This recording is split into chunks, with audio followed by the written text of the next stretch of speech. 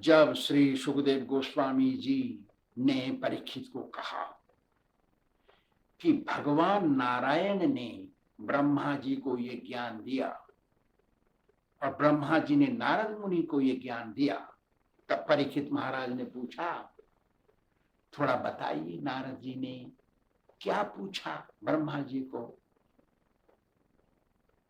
फिर ब्रह्मा जी ने क्या कहा, तब बोलते हैं सुखदेव गोस्वामी, देखो एक बार नारद जी ब्रह्मा जी के पास गए और पूछा कि आप तो देवताओं के ऊपर हैं, सारे देवता और मैं आपको पिता के समान स्वीकार करते हैं, आप बूढ़े भी हैं,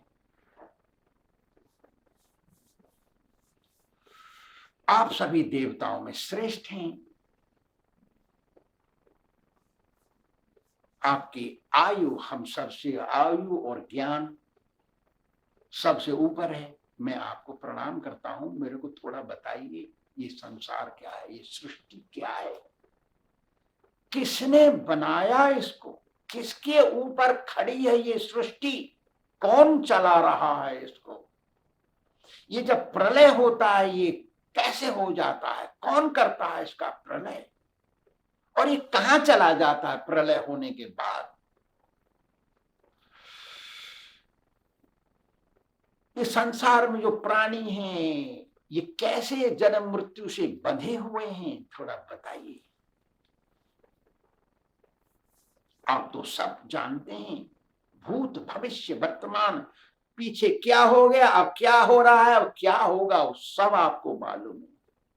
आप थोड़ा बताइए हमको, आप किसकी प्रार्थना करते हैं, आपका आधार कौन है, आपको ज्ञान कहां से मिला, जो आपके पास ज्ञान है, आप कहां से आए, आप कहां चले जाएंगे।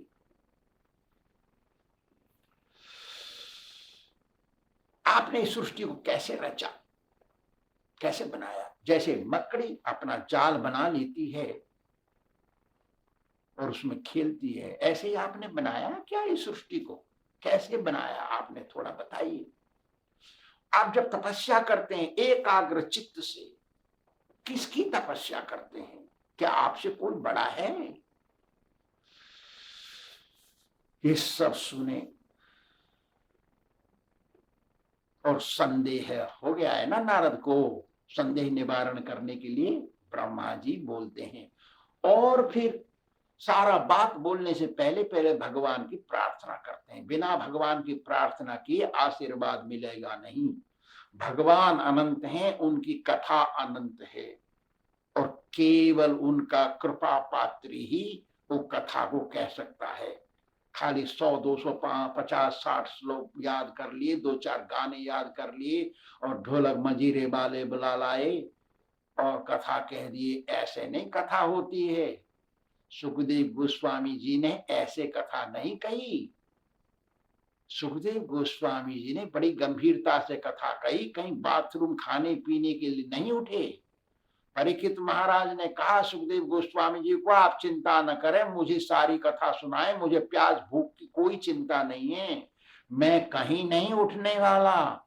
ये 18,000 श्लोक कैसे नहीं बोल दिए जाते गाने बजाने से, ऐसे नहीं होती है। पहले ब्रह्मा जी, 4 सिर वाले ब्रह्मा जी प्रार्थना करते हैं भगवान की, उनके आशीर्वाद के लिए। हमारा एक सिर है, हमको पूरा ज्ञान नहीं, किताब से 10-5 श्लोक पढ़ के आ गए, बोल दिया भागवत, और कहने वाले को मोक्ष नहीं, सुनने वाले को तो मोक्ष कैसे मिलेगा वो भगवान जाने। ये है हालत इस कलयुग में, इसलिए बच के चलना ही श्रेष्ठ है। भगवान से प्रार्थना करनी चाहिए, हे भगवान मुझे सन्मार्ग में चलाओ, मुझे सही चीज दिखाओ, मुझे सही गुरु जी के पास ले जाओ, मैं सही बनना चाहता हूं, दिल से आपके प्रार्थना करना चाहता हूं, हे भगवान मेरी सहायता करो, तभी भगवान सहायता करेंगे। गली गली में, घर घर में, दुकान दुकान में और आश्रम आश्रम में सब जगह गुरु बैठे हैं, उनका ना तो गोत्र है, ना कोई खानदान है, ना उनका कोई परंपरा, गुरु शिष्य परंपरा है, पता नहीं क्या है, पता लगाना चाहिए। तो ब्रह्मा जी प्रार्थना करते हैं, देखिए, तस्मै नमो भगवते वासुदेवाय वेधसे जन्मायया दुर्जयया मां ब्रुवन्ति जगत गुरु। देखो मन नारद, ये भगवान की माया कितनी प्रबल है। भगवान तो हरि है, श्री कृष्ण वासुदेव, वो श्री कृष्ण भगवान है, लेकिन ये माया में डूबे हुए लोग मुझे मां भगवान बोलते हैं। ये तो भगवान गणेश जी को बोलते हैं, हनुमान जी को बोलते हैं, दुर्गा मैया को बोलते हैं, शंकर जी को बोलते हैं, नारायण को बोलते हैं, राम को बोलते हैं, पता नहीं किस किस को बोलते हैं। भगवान तो एक होना चाहिए। तो कह रहे हैं यन्माया दुर्जया, इस माया को पार पाना बड़ा मुश्किल है नारद। इसमें घूम फिर के लोग सबको भगवान बोल रहे, मुझे भी कहते हैं जगत गुरु। भगवान, जगत गुरु मतलब भगवान।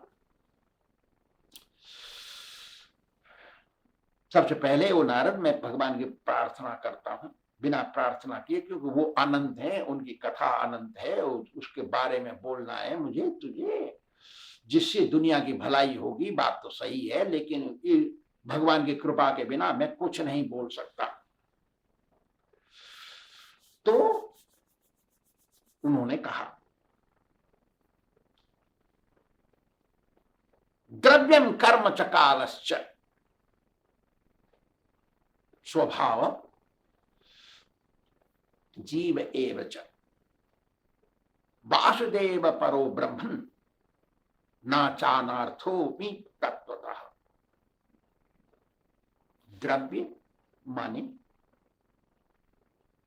महत, ये जो तत्व है ना, पंच तत्व, ये द्रव्य कहते हैं इसको संस्कृत भाषा में। फिर कर्म, फिर समय काल, फिर स्वभाव और जीव प्राणी, ये पांच चीज भगवान से निकले हैं।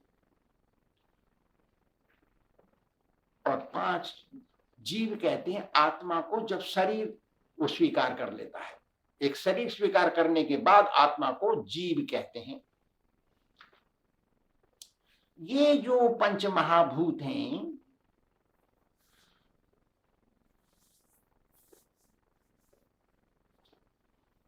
भगवान से भिन्न है, अलग। और इनसे ही सृष्टि बनी है।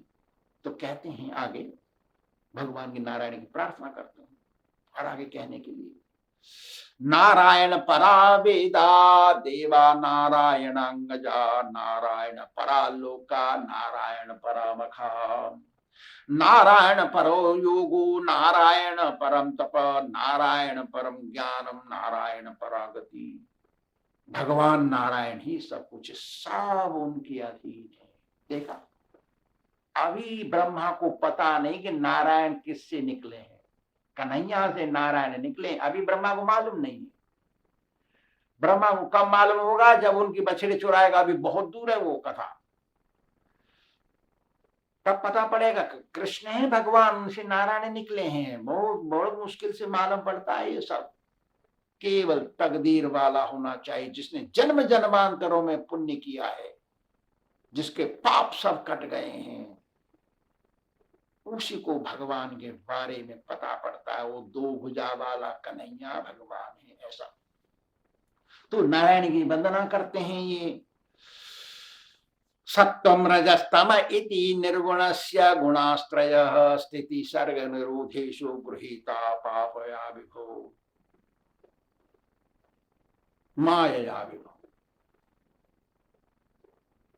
हे भगवान, सतोगुण, रजोगुण और तमोगुण आपसे निकले हैं, और आप इन तीनों गुणों में अपनी माया से प्रभावित होकर के, अपनी माया से, यद्यपि आप तीनों गुणों से परे हैं, अलग हैं, फिर भी उनसे प्रभावित होकर के दुनिया को नहीं पहचान में आते। हे विभो, विभुमान सबसे बड़े, हे दीनबंधु।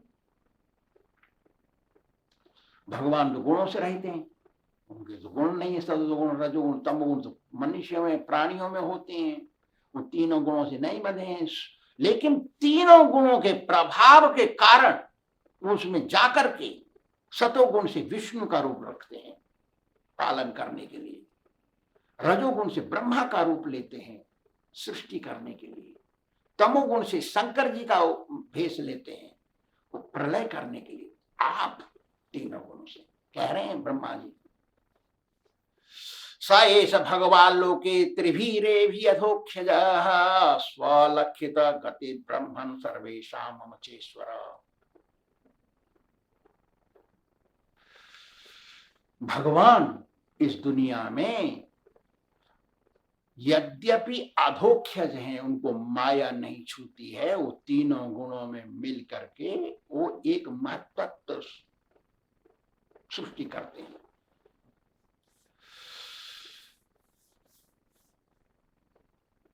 क्या करते हैं? मायातीत भगवान तीनों गुणों में अपने को ढक लेते हैं, जिससे कि विद्वान पुरुष भी चक्कर खा जाते हैं, ब्रह्मा जी भी चक्कर खा जाते हैं। कन्हैया कैसे भगवान है?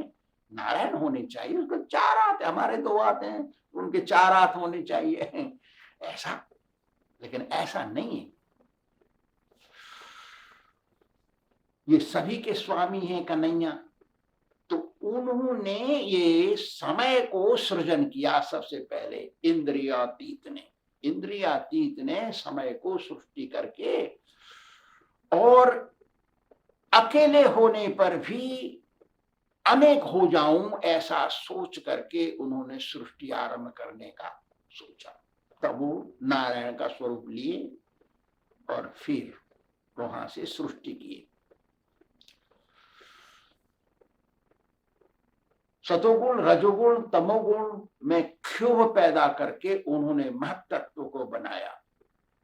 महत्त्व में समय को मिला करके उन्होंने क्षोभ पैदा किया, तो उसमें से अहंकार पैदा हुआ।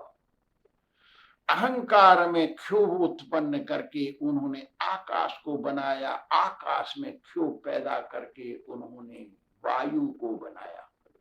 आकाश में शब्द है, शब्द आकाश का लक्षण है शब्द, वायु का लक्षण है स्पर्श। वायु में समय का क्षोभ करके उन्होंने तेज को बनाया, अग्नि को। अग्नि का स्वरूप है। तेज में क्षोभ पैदा किया समय से, तो उसको ट्रांसफॉर्म किया उन्होंने जल में। जल में रस है। जल में समय से क्षोभ पैदा किया, तब वहां से पृथ्वी आई, उसमें गंध है। सो गंध, रूप, रस, शब्द और स्पर्श, ये पंच तत्व और पंच महाभूत और पंच तन्मात्रा, इनको लेकर के 10 इंद्रियों सहित जीवों की सृष्टि की भगवान ने। ऐसा कह रहे हैं नारद मुनि से ब्रह्मा जी। सृष्टि ऐसे आई नारद, जिसके प्रभाव से मैं प्रभावित हूं, जिसकी प्रार्थना मैं प्रति समय करता हूं, जिस पर ये सृष्टि रुकी है, जो सृष्टि का पालन करता है। एक गेहूं बोएंगे तो 100 गेहूं निकलेंगे, ऐसा जो पालन कर रहा है, जो सृष्टि को लय कर देगा, वही भगवान है, मेरे, तुम्हारे और सबके। ऐसा ब्रह्मा जी बोले। श्री राधा गोविंद भगवान की